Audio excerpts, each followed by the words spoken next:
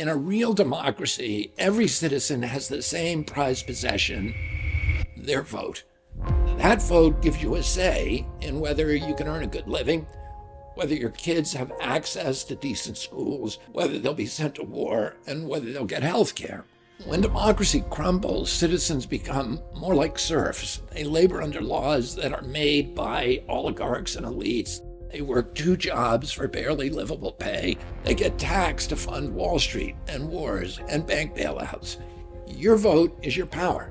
And right now, the Democratic Party elites are trying to take it away from you.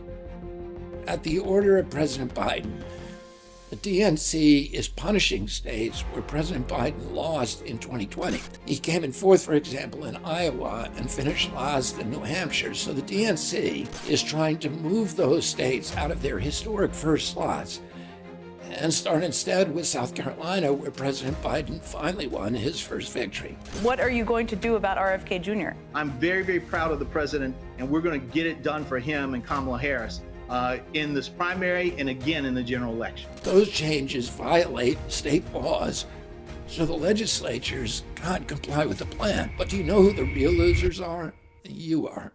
You're going to lose your right to vote in a free and fair election.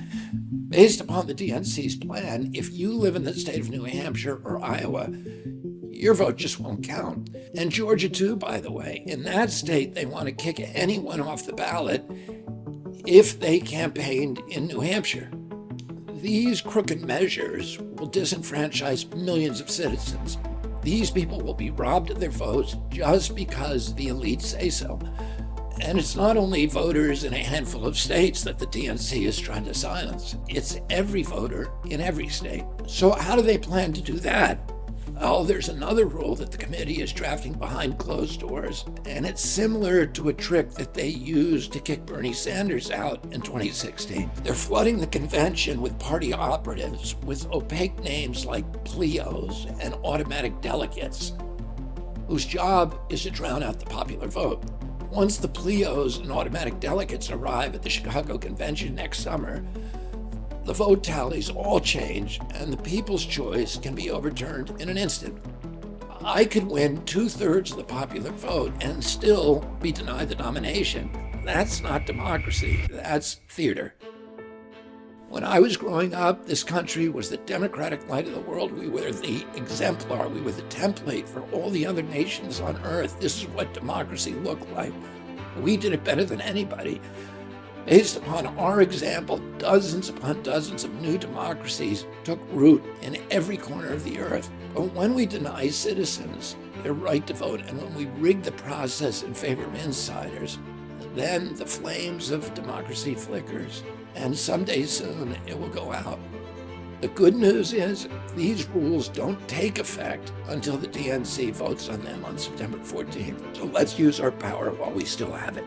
It's time to demand a fair primary process where every vote counts equally, and the candidate who gets the most votes wins the nomination. That's the democracy we learned about in school. That's the democracy that people around the world yearn for. That's the democracy that we now have to fight to protect.